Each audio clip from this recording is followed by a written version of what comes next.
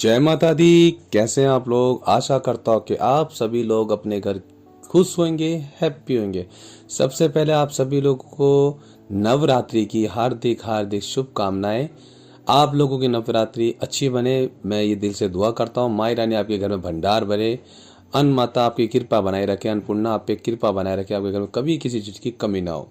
जैसे आपको पता है कि हमने कल एक वीडियो डाली थी कलश स्थापना, आप लोगों ने उसको खूब प्यार दिया और उससे आपको काफ़ी कुछ सीखने को मिला। कमेंट काफ़ी अच्छे अच्छे आए हैं। आज हम फिर एक वीडियो लेके आए कि आज है नवरात्रि का पहला दिन। बहुत से लोगों के दिल में ये सवाल रहता है कि गुरुजी, भैया जी, नवरात्रि का पहला दिन है बट हमें पता ही नहीं है कि माता का पहला जो रूप है वो उसका मतलब क्या है। क्योंकि किसी को पता है, किसी को नहीं पता। मैं ये नहीं कह सकता कि हर किसी को नहीं पता, कुछ लोगों को नहीं पता है जो पूजते हैं माता को। तो मैं आप लोगों को बता दूं, ये 9 रूपों की जो पूजा है ना, इनके बहुत बड़ी बड़ी कहानियां हैं। ज़्यादा लंबी कहानी ना हो जाए तो इसलिए मैं बताऊंगा नहीं, छोटे में ही बताने की कोशिश करूंगा। नवरात्रि में शैलपुत्री माता का दिन है आज, आपको पता होगा, जो कि नंदी के ऊपर विराजमान है और आपने देखा होगा हाथ में कमल त्रिशूल रहता है उनके। इसका मकसद क्या है?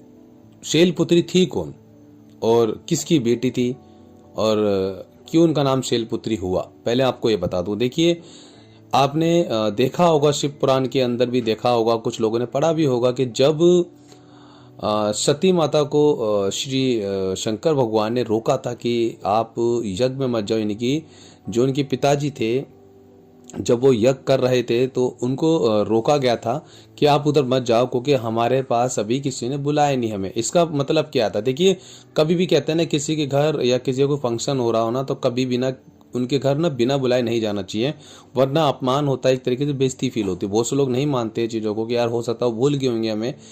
कोई किसी को नहीं बोलता, सबको पता होता है। वो कुछ लोग आपको बुलाना चाहते हैं, कुछ लोग आपको बुलाना नहीं चाहते हैं। तो इसी तरीके से उनके साथ भी यही चीज़ें हुई, है ना।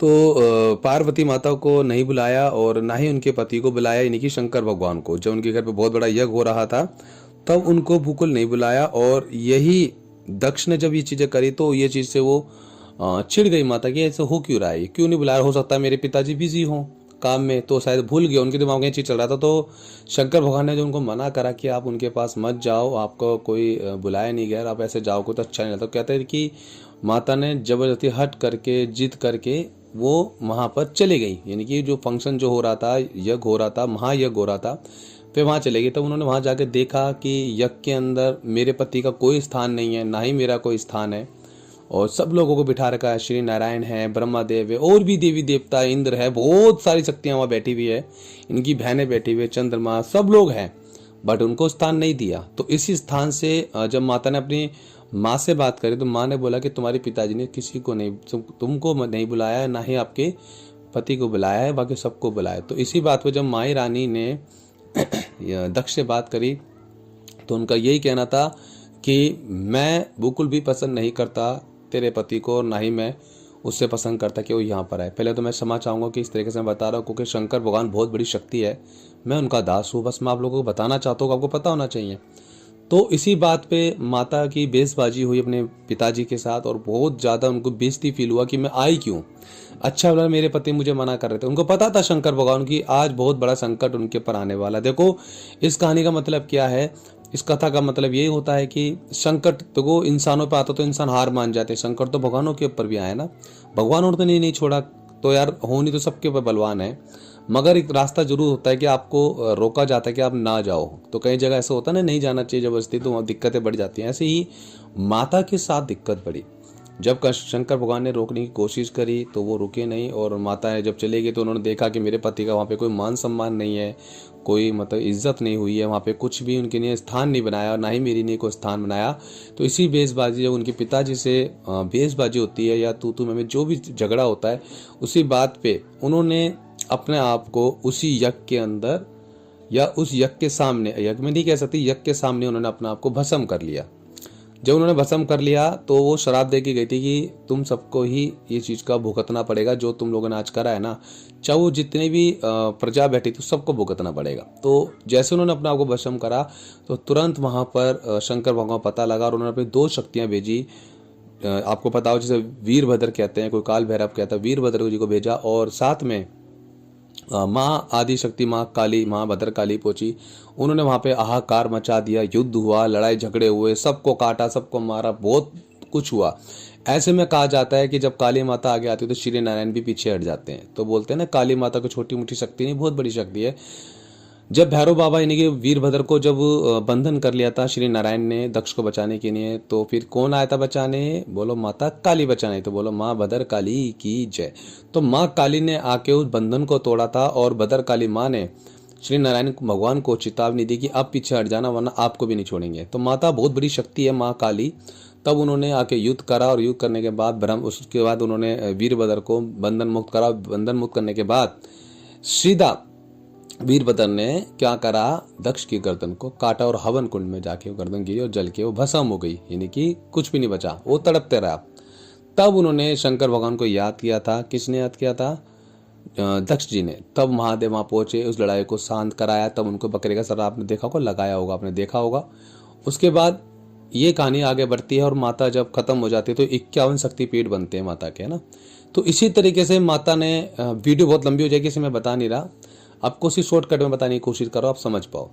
फिर माता ने आपको बताया होगा कि शैलपुत्री जो कि आज का दिन है ना, शैलपुत्री जिन्होंने जन्म लिया, ये पर्वत की बेटी है, जो हिंगराज पर्वत कहा जाता है, उनकी ये बेटी, उनके घर में इन्होंने जन्म लिया। एक तरीके से माँ पार्वती, बोलो पार्वती मैया की जय। तो इन पार्वती मैया ने ना खूब ज्यादा मेहनत करी, तपस्या करी शंकर भगवान से शादी करने के लिए। उन्होंने काफ़ी जतन करे हैं, काफ़ी उन्होंने मतलब व्रत रखे, काफ़ी वो सेवा करी कि किसी तरीके से भी शंकर भगवान से इनकी शादी हो जाए। तो इसी तरीके से जब उन्होंने शादी का प्रस्ताव रखा गया तो शंकर भगवान की इनकी शादी भगवान इनकी भक्ति से खुश हुए। तो इसका मतलब क्या है? ध्यान से सुनिएगा। इसका मतलब ये है, जिन बेटियों की, जिन बहनों की शादी होने में रुकावटें आ रही हैं, वे शैलपुत्री के आगे अपने नाम, अपना एक तरीके से 11 पे रख सकती हैं और माता से बोल सकती है कि हे माई रानी, मेरी शादी में जो रुकावट आ रही है उस रुकावट को आप हटाए, है ना। शैलपुत्री माता तो क्या करती है कि आपके जो भी शादी में रुकावटें आती है तो माई रानी उस रुकावट को हटाती है, ग्रहों को शांत करती है और आपकी शादी में रुकावट ना आए उसके लिए माँ वरदान आपको देती है। क्योंकि माता ने खूब परीक्षा दी है, खूब सेवा करी, खूब व्रत रखे, तब जाके उनकी शादी हुई थी, यानी कि शंकर भगवान से, है ना, शैलपुत्री की। तो आप पार्वती का नाम इनका ही है, पार्वती ही है, एक तरीके से इनका नाम ही पार्वती है ना। पार्वती मतलब पर्वत की बेटी, है ना। पार का मतलब पर्वत की बेटी। तो आप इनकी पूजा कर सकते हैं आज के दिन सबसे पहले तो। और आप कोशिश करें कि आज के दिन इनको आप भोग में क्या देना, मैं आपको वो बता दूं। भोग में आपको देना है इनको सफेद मिठाई दे सकते हैं आप, या 2 लौंग 2 पतासे का भोग दे सकते हैं आप।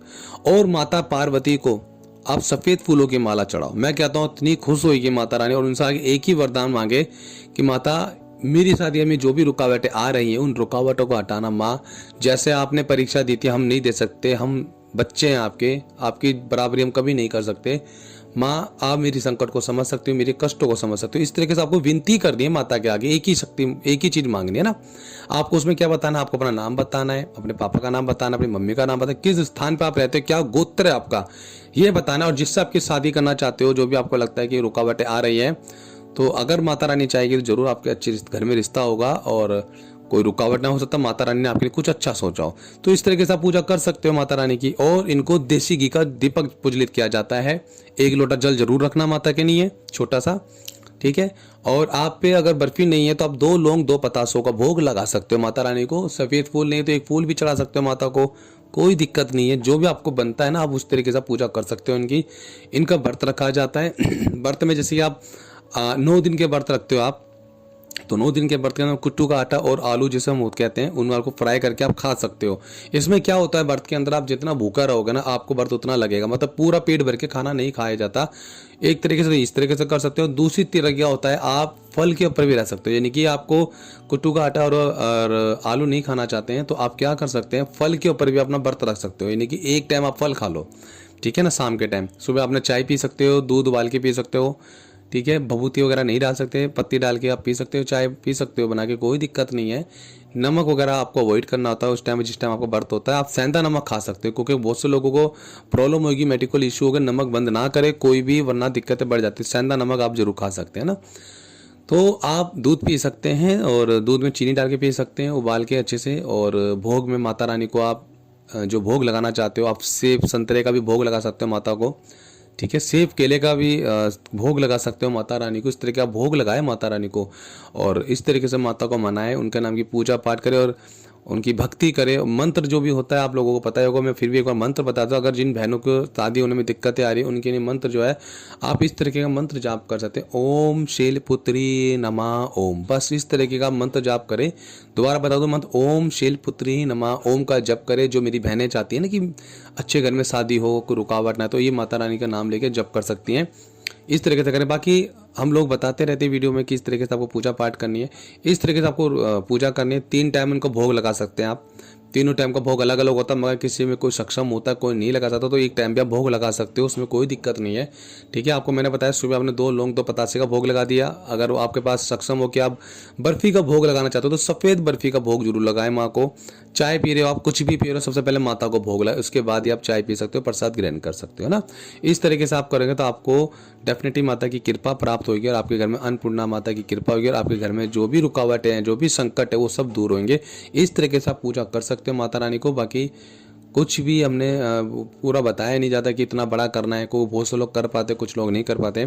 तो आपको क्या करना है, 9 दिन तक पूजा होगी तो 9 दिन तक आपको जमीन पे सोना है। हाँ जी, 9 दिन तक आप जब भी माता को घर में अखंड जोत जिस माता ने जलाई है ना अखंड जोत, वे कोशिश करेगी जमीनी पर कपड़ा बिछा के, गद्दा बिछा के सो सकते हैं, बेड पे ना सोए। कोशिश ये रहनी चाहिए आपकी, बेड पे ना सोए, जमीन पे सोए। और जो भी आपके घर में है, अगर आप जमीन पे सोएंगे तो बेटर है। किसी घर का आप कुछ ना खाए, प्याज लहसुन बिल्कुल भी ना खाए, किसी घर का पानी भी ना पिए। कोशिश करें आप किसी घर जाते तो आप पहले तो जाए ना, तो ज़्यादा अच्छा है। आप सिर्फ अपना पानी लेके जाए और किसी के पैर ना छुए। हाँ जी, बहुत से लोग क्या करते हैं, हर किसी घर जाते दबा के पैर छूना शुरू कर देते हैं, तो उससे माता रुष्ट हो जाती है। आप किसी के पैर ना छू, सिर्फ आप अपने गुरु के पैर छू सकते हो मंदिर में और अपने माता पिता के, उसके अलावा आप किसी के पैर नहीं छू सकते। तो कोशिश करें कि आप किसी के बार पैरों में ना गिरे और ना ही मंदिरों में जाके किसी के पैरों में गिरे, ठीक है। तो आप सिर्फ मंदिर में जाओगे, अपनी पूजा करो, पूजा करके अपने घर आओ और पूरे दिन माता का भजन कीर्तन करो, रात भर पूजा करो, उनको जगाओ, अखंड जोत जलाने की कोशिश करो। बाकी माँ रानी आपकी कृपा बनाई रखेगी। मैं आशा करता हूँ कि आपको समझ आ गया हो कि किस तरीके से आपको पूजा करनी। तो इसी तरीके से आपको पूजा करनी। माता नव दुर्गे की पूजा है ये 9 दिन तक। रोज आपको कम से कम 5 नव दुर्गा माता के चालीसा का पाठ करना है। 5 पाठ जरूर करना है आपको नव दुर्गा माता का, ठीक है ना। तो इस तरह से आप पूजा पाठ करें। बाकी मैंने मंत्र बता दिया, इस तरह के मंत्र कर सकते हैं। और जिनको नहीं मिला पता हो मंत्र, तो इस तरीके से देख सकते हैं। तो आशा करता हूँ आप लोग को समझ आ गया होगा। तो जल्दी फिर नेक्स्ट वीडियो में मिलेंगे हम लोग। तो आज के लिए सभी को जय माता दी। और इस वीडियो को भी शेयर कीजिएगा, ज़्यादा से ज़्यादा लाइक कराइए, लोग देख सके, और कमेंट जरूर कीजिएगा। जय माता दी।